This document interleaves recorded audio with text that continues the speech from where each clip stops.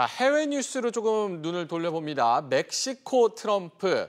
이 멕시코 대통령 선거에서 안드레스 오브라도르 후보가 당선이 됐습니다. 멕시코 우선주의를 내세우는 대표적인 좌파인데요. 멕시코의 트럼프라고 불리는데 박사님, 이 멕시코 우선주의 그리고 미국 우선주의가 좀 대립되면서 오히려 무역 전쟁이 더 격화될 가능성도 있겠네요. 그렇습니다. 어저께 멕시코의 대통령 선거 결과 발표가 있었는데요. 지금 말씀하신 대로 오브라도르라는 인물이 멕시코 대통령으로 압도적인 표차로 당선됐어요. 예. 멕시코 헌정 사상 과반수 이상을 1차에서 받고 당선된 최초의 대통령입니다. 그만큼 국민적 압도적 지지를 받았다고 볼 수 있는데요. 예. 이분이 바로 별명이 트럼프입니다.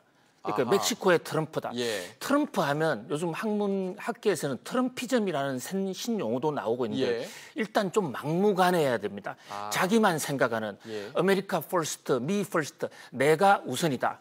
그리고 오늘의 친구가 내일의 적도 될 수 있고 내일의 친구도 오늘의 적이 될 수 있는 도대체 한치 앞을 알 수 없는 협상의 기술, 오로지 자기만을 위한 정치, 이것을 트럼피즘이라고 그러는데 바로 이 새로 당선된 이 멕시코 대통령이 트럼프 대통령하고 성향이 아주 비슷합니다. 그러나 방향은 반대예요. 트럼프 대통령이 극우, 우파 대통령이라고 그러면 이 멕시코의 신임 대통령은 좌파 쪽의 트럼프다. 이렇게 지금 평가를 받고 있어요. 이 좌파 대통령이 멕시코의 사상 처음으로 나왔는데요.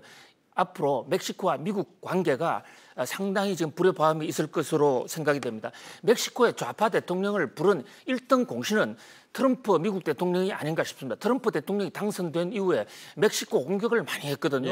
이민 문제 또는 국경선 문제, 우리나라도 관계가 있는 이 나프타 문제 아직도 지금 재협상 중이지 않습니까?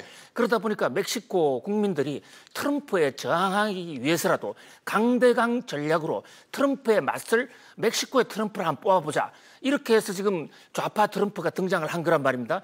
그렇기 때문에 국민적 지지를 얻고 이 멕시코 대통령은 미국 트럼프를 향해서 상당한 공격을 할 것으로 보입니다.